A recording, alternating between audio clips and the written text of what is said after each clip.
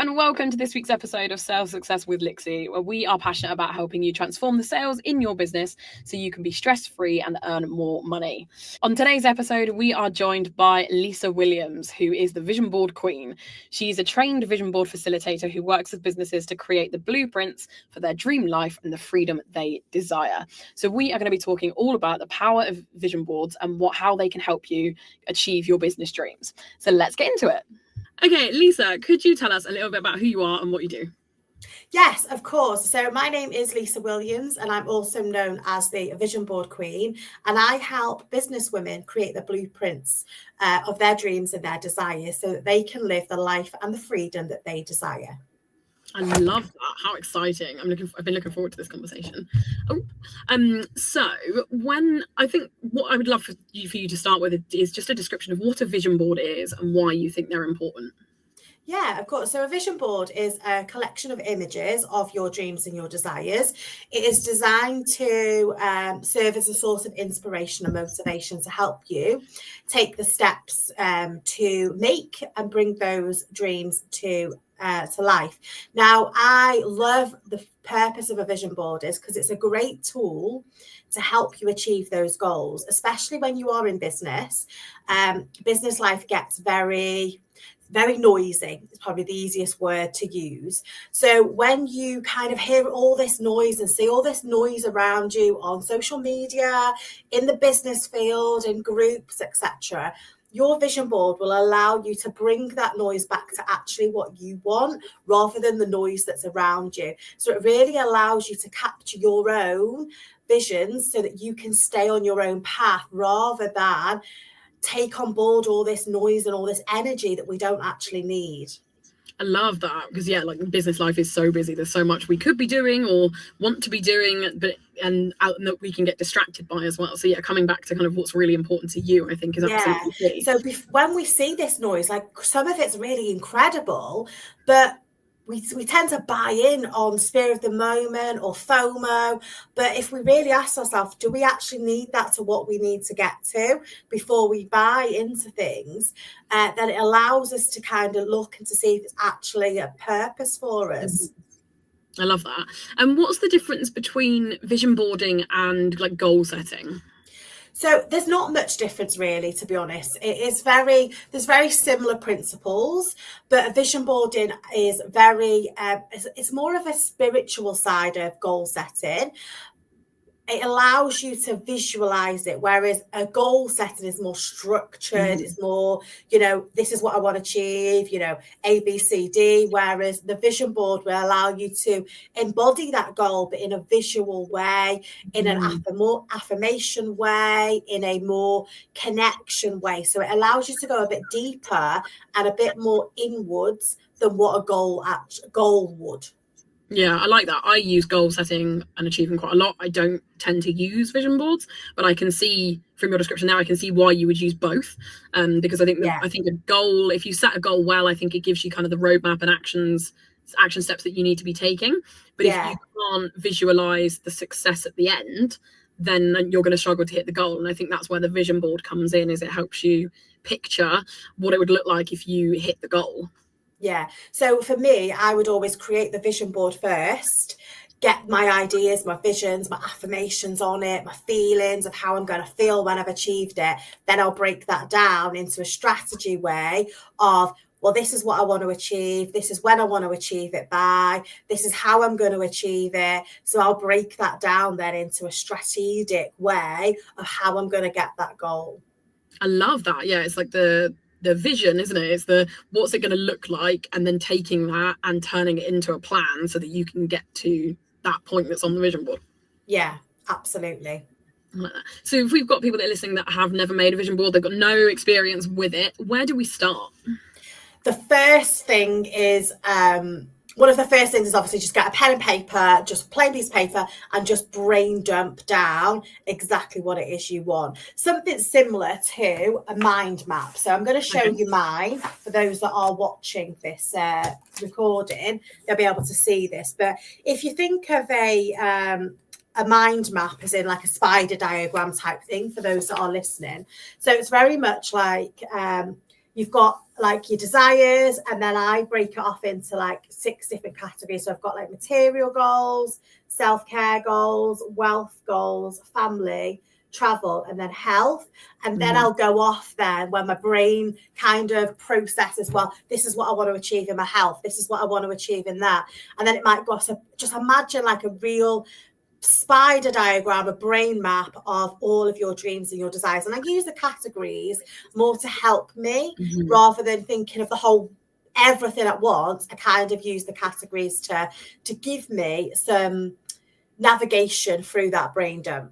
Yeah, and also so you don't miss an area, I think, as well. I think sometimes we can be so focused on like one area of our lives, in this case our business, that we might forget that actually we have got goals in other areas of our life as well, and they need to work together. Yeah, definitely. So I like the categories. I think that's a good idea. And that whole piece of doing the kind of brain dump of everything that's in your head, I think is the best place to start, whether you're doing a vision board or goals. I think getting everything out of your head and onto paper, I think, is such a useful tool because it makes it more tangible. You can do more things with it when you know kind of what's in front of you. Yeah, definitely. And then once I've done the brain dump, I'll then start working through affirmations. And the affirmations will be like where your brain will say, you can't do this, this isn't possible. Then the affirmations will help you start to reprogram the mind so that your brain is actually going to accept that this does work and you can do this. Because sometimes our brain is so used to us not believing in ourselves that it doesn't really know how to change. So the affirmations will help you when it comes to rewiring that brain to believe that you can achieve those goals, you can achieve those dreams and those desires. I love that. I'm a huge fan of affirmations. I was doing some before we came and did this recording, actually. I try and do some every lunchtime. And yeah, I find them an incredibly useful tool because the stories that we tell ourselves is what's going to happen in life. So if we're telling ourselves that we're not very good at something or that thing's never going to happen, it's never going to happen because that's intrinsically what we believe. And I think affirmations are an amazing way of helping train your brain to understand that you absolutely can achieve that and to change like your internal narrative so that things you're saying to yourself are more positive and more in line with that vision that you've got. Yeah. It's really, really important to obviously work on those affirmations so that we are remembering to do it and to do that work and to really change that work. So once I've done the affirmation side of my brain dump session, I'll then start collating the images together. So I'll then start looking at places like Pinterest, Canva, Google Images. You can buy magazines, go through magazines. That's quite a common misconception with vision boarding. I personally don't use magazines, if I'm really honest, because I find I can access an image that I connect with easier online, and then I'll just print it out as and when I want it. And I don't generally read magazines, so I wouldn't want to buy a whole magazine just to cut the pictures out. No, and I think as well is with vision boarding, it's very important to be like as close as to your dream, you know, as you want it. And a magazine, you could flick through hundreds of magazines and still not find anything. Whereas if you just type into Pinterest, pink car, it's going to come up with a pink car, you know. So there's lots of, you know, it's much easier and there's so much readily available to us that we can find things much easier. I like that. And I imagine this is where like AI tools would come in quite handy as well, because you can be like, I want a specific turquoise Peugeot 206 from this year or whatever. And exactly what you're imagining. Just be careful there's not too many fingers or wheels on it. You know what these things can be. Sometimes you get an extra finger or an extra wheel on a car. But yeah, I like that idea of getting it as close to what you're imagining as possible, so that you can connect to it, you can get as emotionally connected to it as possible, because it's bringing your vision to life and you can see it right in front of you. Yeah. Okay, cool. So then we start collating the pictures. So what do we do with them then? So once you've collated all your images, the easiest, well, this is not the easiest way. There's lots of ways you can create a vision board. You can do it digitally. So you could create it on Canva. That's then you could use that as a screensaver. You could use it as a background. You could print it off and put it up as on your wall. There's lots of things that you can do with that. So that's one way you could bring your images together. My favourite way is to buy a nice piece of card, a nice big piece of card, usually in pink. Well, for me, it's pink. You might find one that you love a colour or connect to a certain colour, and then you would cut the images out and stick them on the card. You might find that a whiteboard or a magnetic board might work for you, or a pin board. Lots of people use those for vision boards. They work just as well. They're really effective. I also have people who use books, like a what's the word, like a project type book, or like a planner or something. Something like that, like an artist type book where you can stick images in, or even draw images in there. Lots of people get a bit creative and do some artwork with it. That works really well as well. I actually have a few clients who use things like jars and put all their dreams in a jar. I've also got a lady who uses a box, so a bit like a nice fancy box. Put all your dreams and desires in a box, and then every so often you'll just connect with the box. So there's lots of different ways that you can do it, but it's setting that intention out there, isn't it? And that's the main thing, and that's the purpose of it.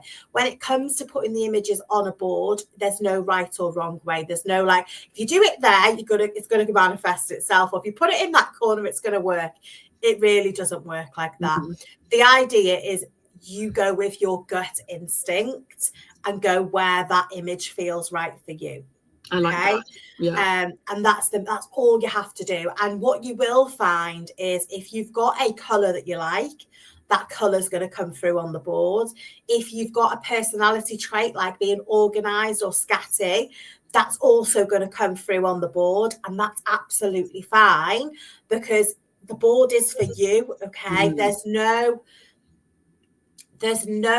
board to compare with, because no one's dreams are going to be the same.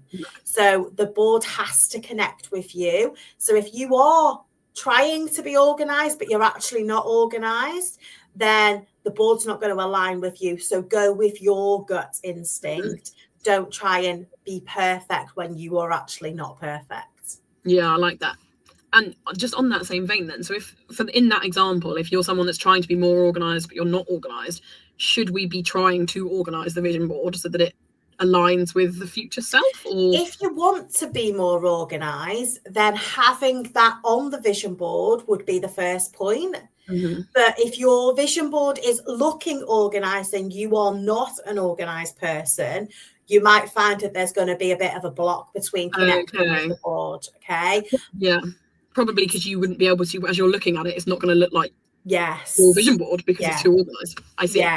Yeah. So there's lots of things, but having that on the board and having that in a format that you are taking the steps to be more organized and then being organized, then yes, I would absolutely have that on there. I love that. So in those examples you just gave, then I would imagine that if I was to do a vision board, which I'm going to after this, I'm thinking there would be lots of yellow on it, of course, because everything I do is yellow. And I think I'd love to get your take on this, but I think I would put it in two places. So I think I'd have a digital one that is on the desktop of my laptop, because that is the thing that I look at the most throughout the day. And then I think I also would have a paper one inside my planner, my diary, so that when I'm reviewing my goals and everything, it's in another place where I'm going to look at it all of the time. Yeah. Am I on the right lines? Yeah, definitely. Absolutely. If you can even print it out and stick it by your desk, again, another great way to do that. Do you do anything like a morning routine or anything like that? Have you got any routines that you do? Yeah, I go through my goals every morning, so I'll sit and do some journaling, and then also going to the gym as well is another one that I do. Yeah. So when you're doing your goals, if you're being able to access that vision board at the same time, then that's a really good way. So one of the things that I do in the morning is I come in and do like a bit of an energy check with like connection with the universe type thing. And I hold crystals, and sometimes I'll pull a card, sometimes I'll do some journaling. That's when I kind of make sure I connect with my vision board at the same time as doing that. So if you find something that you do that's like a habit, like doing your goals every day, then connecting that with the vision board will be really strong way to make that connection with the board. I like that. And then so we've created the vision board now, we've got it in all the right places. Like, what do we do with it now? What's the connect with it? Yeah. Connect with it. So there is loads of ways that you can connect with it. One, I'm going to say one of my favorite ways is visualization. Mm-hmm. So visualizing things off the vision board would be one of the key things to do each day. Now, lots of people think, oh, I haven't got time for stuff like that. But visualization can be just 1 minute a day. Yeah. Okay. And then maybe 2 minutes a day. Start and then small maybe and work your way up. Yeah. Or as you wake up in the morning, you just spend 1 minute. Before you go to bed at night, spend 1 minute. While the kettle's boiling, spend 1 minute. Whilst you're sat waiting for the kids to finish school, spend 1 more minute. That it really is just those little pockets of time that we've got to spend that time to really think about something on your vision board. So that's one thing, is visualization. Another thing is journaling. Journaling is such a powerful way to really embody that vision. And it allows you not only to connect with the vision, but it also allows you to work through those blocks as well. Because your vision board is there, but the chances are your brain won't accept all those things on it. So the journaling side of it can really help you. Well, why am I not taking the action on that today? What's stopping me move forward with that today? Why am I not eating healthy today? Why can't I do that? Why am I not making the sales today? Why am I not reaching out and following up with customers today? And it will allow you to break down anything that's blocking you into where those blocks come from. I love that. Yeah, the journaling, I think, is such a powerful tool anyway. I think it's something we should all be doing. But yeah, I love the idea of using that to connect with your vision board and uncovering what might not be working with you. Because one of the biggest things I kind of talk through with my clients is, if we're not aware of the negative thoughts that we're having, we can't do anything about them. And I think if you start journaling and writing out those things, like you said, the blockers that you're having, you might not realize that you're having them, and therefore can't do anything about them. But by journaling about them on a regular basis, while also connecting with your vision board, is going to be the most effective way of overcoming some of those limiting beliefs, so that they stop holding you back. Absolutely. So then the other ways that you can connect with your vision board are probably more along the spiritual side of the life, is things like crystals, energy work, anything that's going to help you, your vibration side of stuff. And that's kind of like the law of attraction side of the vision board element. So obviously what I've spoken as more the strategic side, but there is also that law of attraction, that manifestation side, that's what the journey is. Like, we don't just stick a picture on a board and it happens. It is a journey. Okay. Yes, we can achieve things by taking the actions and doing the do. But if we're not aligned to that goal and we're not connected with that goal on a spiritual level, it won't manifest to us. Yeah, absolutely. I think I'm not a huge practicer person. I don't practice the law of attraction very often, but I do think that if you don't connect emotionally with a goal or a dream, it's not going to happen. I think you'll probably practice law of attraction more than what you think. Yeah, probably. You're absolutely right. You're definitely on that positive side of like, what you put out, you're going to get. Yeah. So you're putting out good vibrations, you're putting out good energy. I get a good energy off you. I get, like that you're very like motivated, so that you're getting that back from clients, you're getting that back from, the people you're surrounding yourself with. And that's how the law of attraction works. It's when we're sat in this low vibration of, it's not going to work for me, I can't get sales, I can't do this, people don't want to buy from me. People, I'm not going to achieve stuff. That's the energy that we're going to get back, isn't it? And that's how the law of attraction works. Yeah. I love that. So although I'm not actively thinking about. Yeah, we do it every day. Okay, we do it 24 hours a day, 7 days a week, every single one of us. But people just don't know they're doing it. I like that. So the energy that you're putting out into the world is going to be, that's what's going to return to you. I like that. What were we saying before this? So we've done our journaling. We're emotionally connecting to the vision board. We are checking in with it every day. I think making like a habit, I'm very routine oriented. And I think making a habit out of doing things like this is the easiest way to make sure that you are doing it on a regular basis. So you said like pairing it with something you're already doing. So if you do have a journaling practice. Yeah, habit stack it with something you already do. It's the easiest way. It's the easiest way to make it into a routine and doing it every single day. And if you don't habit stack it with something, if you don't have habits now, create a habit, make that into a habit, make it part of your daily routine. One of the things that I say is treat your vision board as if it's your best friend. You're going to pick up the call to your best friend. You're going to pick up the phone to your best friend. You're going to message them. You're going to check in with them. You're going to ask how they are. That's what you need to do with your vision board.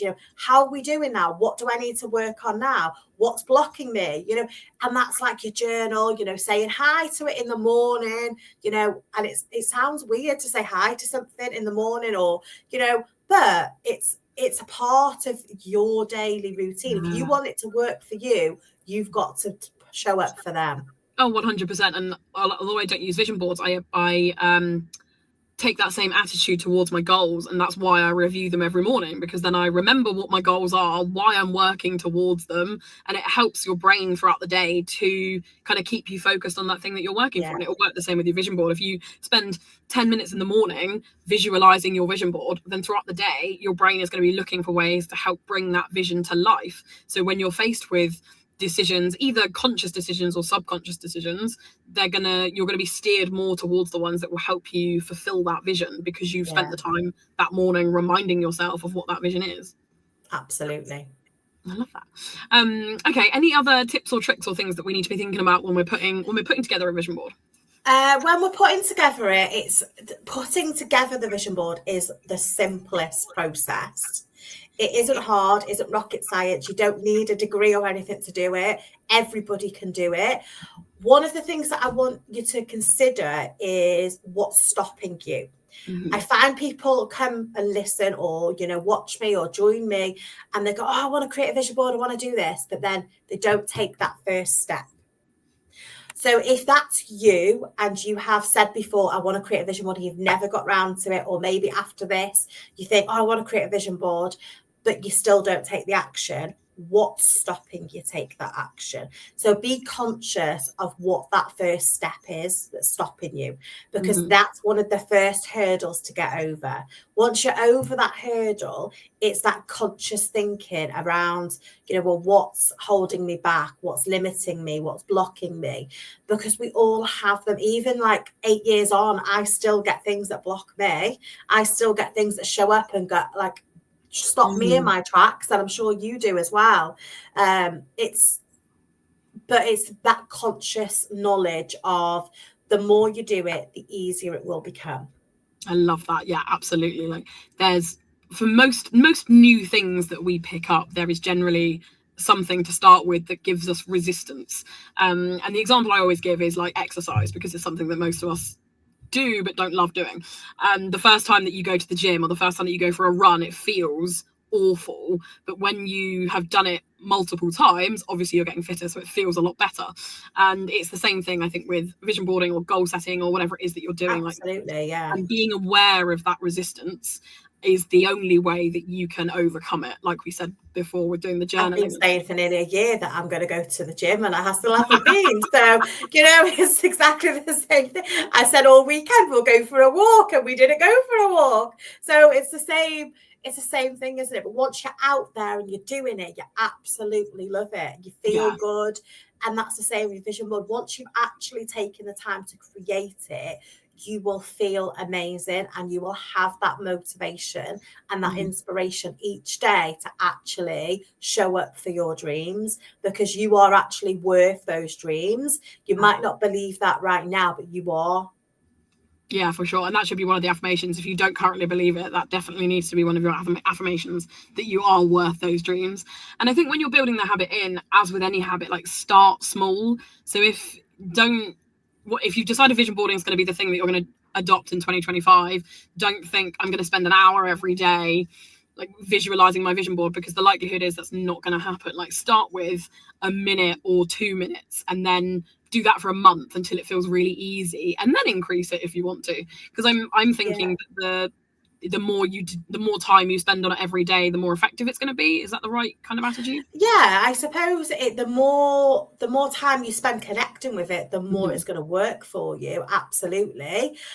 But it doesn't have to take up the whole of your day. It doesn't. It is really just like.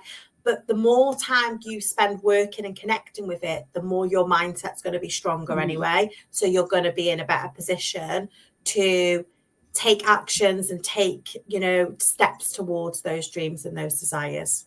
I like that. Yeah. So I have like 3 mindset touch points throughout the day, I would say. So I do my journaling, gratitude, and goal reviewing in the morning. At lunchtime, I'll listen to an affirmations podcast and write them out. And then in the evening before I go to bed, I'll redo my journaling, goal setting, and gratitudes. So I have 3 points throughout the day. So for vision boarding, I would just add that into those 3. Yeah, that would be that throughout the day. amazing. Yeah. And it literally will take 1 minute, like 2 minutes extra, because your goal setting is part of your vision boarding anyway. You're just looking at it rather than reading it, I suppose. Yeah, which I love. And for anyone that's listening that's immediately like, that's way too much, I can't do that. It's taken me 5 years to build that 3-day, 3 touch points per day. Like I didn't just wake up one morning and think, no, I'm going to have this journaling practice that I do 3 times a day. I built it up from doing it once in the morning, and then I did that for a while, and then I added more into it. So start small with what feels good for you right now, and then build it up over time. Yeah, so like going back to how I started. So I started with a very small vision board. It wasn't massive, just an A3 size piece of card, my first vision board. And I just started, when I walked past it, I would just stop and spend 1 minute just looking at it.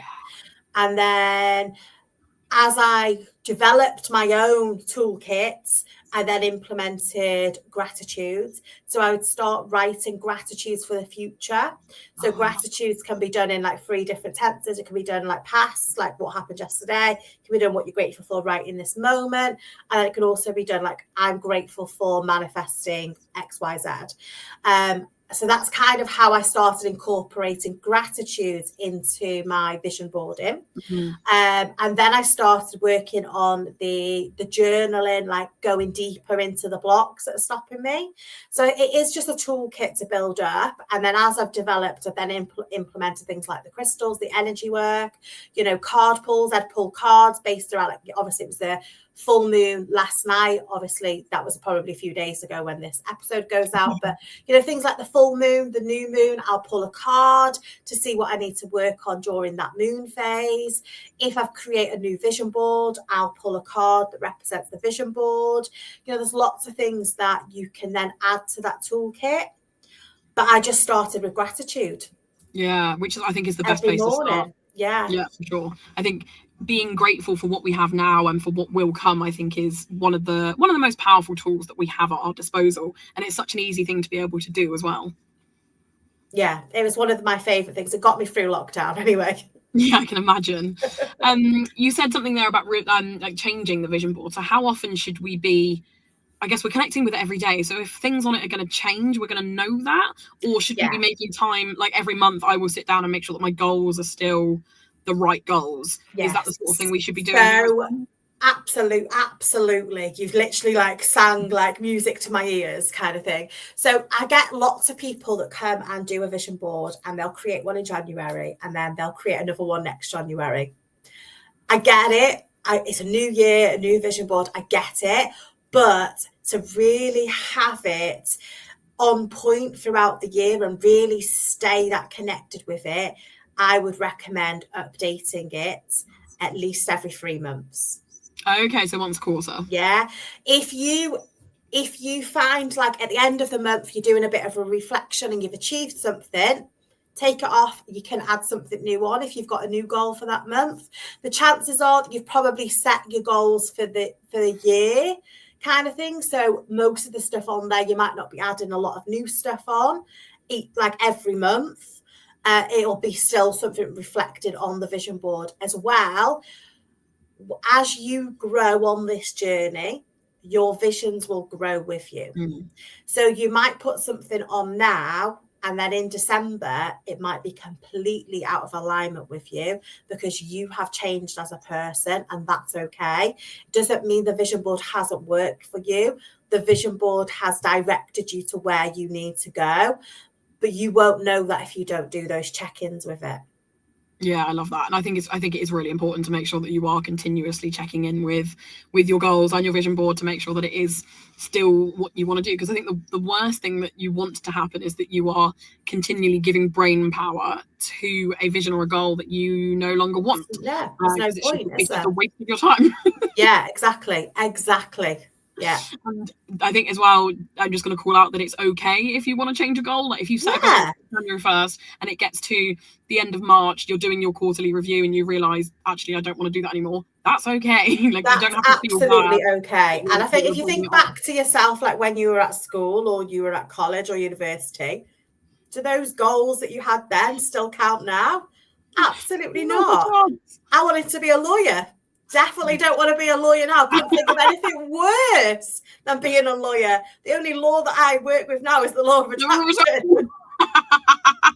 And my goals were to never work for myself, which is hilarious because I now run my own business. Yes. I never wanted to do that. So yeah, they absolutely makes no effect on my life now, those goals that I had then.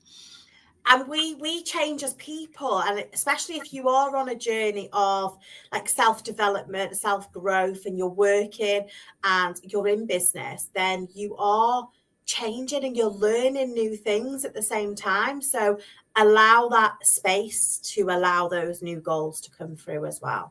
I love that. What a great idea. Any final takeaways from you around vision boarding if we're going to get started, which I most definitely am?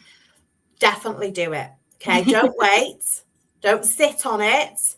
Don't procrastinate over it. Take the actions and get started because it is a journey. And if you don't start the journey somewhere, okay, starting it somewhere is better than not starting it at all. Mm-hmm. Absolutely. And actually one of the blockers that I might have to not get started is that I don't own a printer. So printing out photos isn't super accessible for me. So I will start with a digital vision board because then I can at least get it done. I've got a vision board, and then you can send that to a printers to get printed out as one big board.